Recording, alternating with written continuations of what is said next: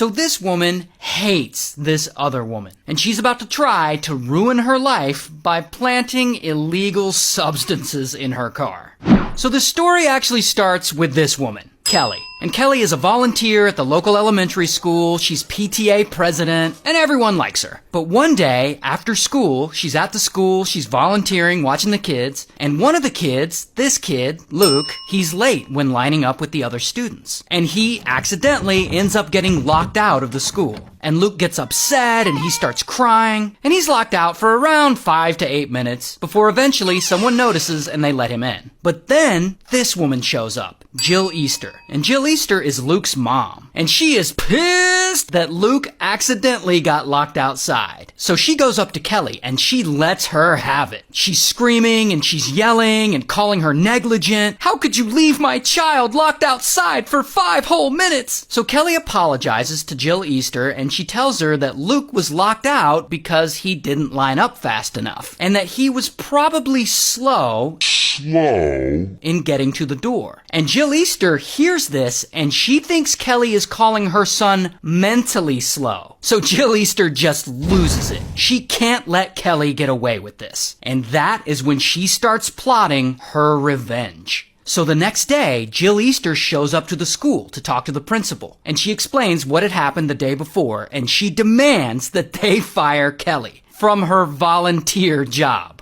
So the school admins investigate and they see that Kelly did nothing wrong, so they don't fire her. And of course, this just pisses Jill Easter off even more. So she goes and prints flyers that warn people about what a horrible person Kelly is and that she should be fired. And then she stands out in front of the school and passes them out to parents. But still, the school doesn't fire Kelly. Then Jill Easter goes and complains to the superintendent, and Kelly still doesn't get fired. Then Jill Easter goes and complains to one of the state boards of California, and Kelly still doesn't get fired. And Jill Easter, she isn't going to let this slide. She's had enough. She is going to get her revenge one way or another. So she goes and files a police report, including a restraining order, claiming that Kelly is harassing her son and stalking her, and that somehow Kelly tried to unalive her. And since Jill Easter has no proof of any of this, because she's making it all up, the restraining order is ultimately denied.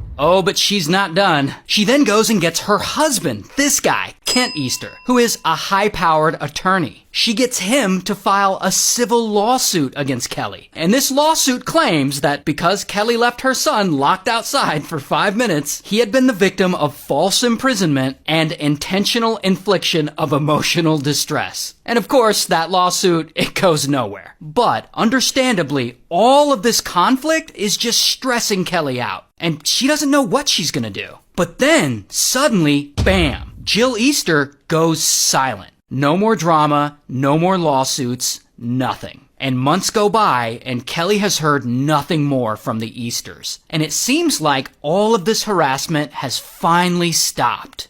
Until almost a year has passed since Luke got locked outside the school for 5 minutes. And then one night, a man makes a phone call to police. And he tells them that he saw Kelly driving dangerously. I was calling because my daughter's a student at Plaza Vista Elementary School. And I'm concerned one of the parent volunteers there may be using drugs. And this man also tells them that he saw Kelly driving to the school while on drugs. So police, they go to the school to investigate because that's where she is. She's there volunteering. And they pull Kelly aside and they tell her about the report they got. And they ask her if they can search her car. And Kelly's like, sure, I have nothing to hide. So police go and they open up her car and they search. And guess what they find? A whole lot of drugs.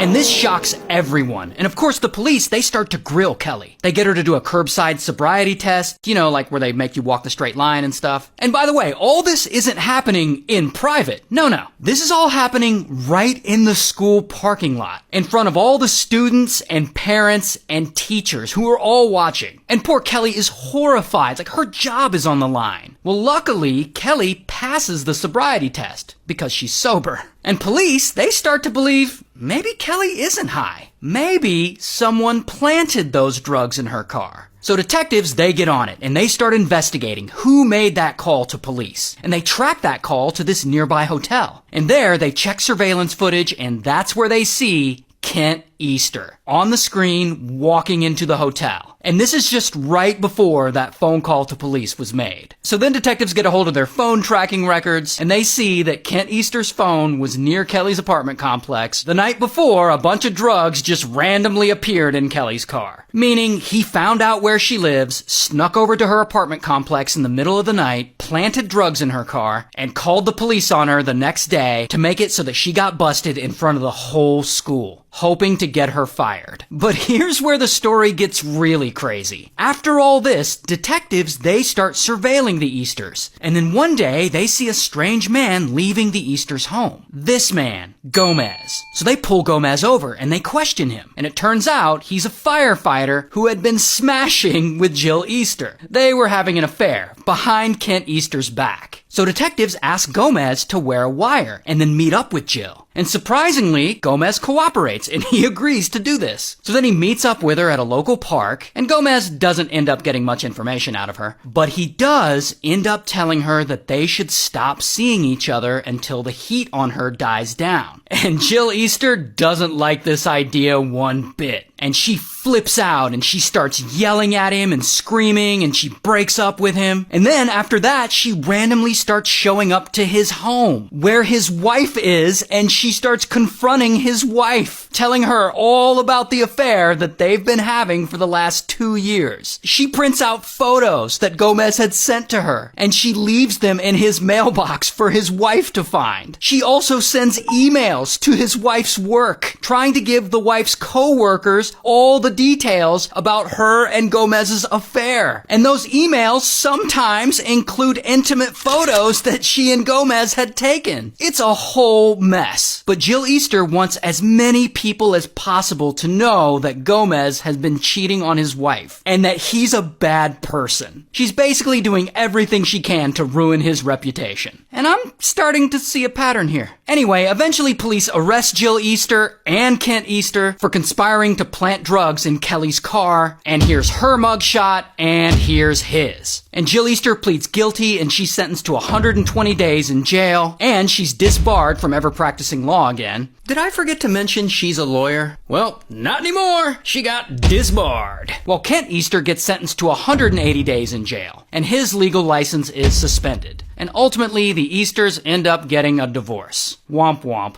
Couldn't have happened to a nicer couple. Meanwhile, Kelly sues them in civil court, and she's awarded $5.7 million as compensation. I gotta say, $5.7 million for going through this hell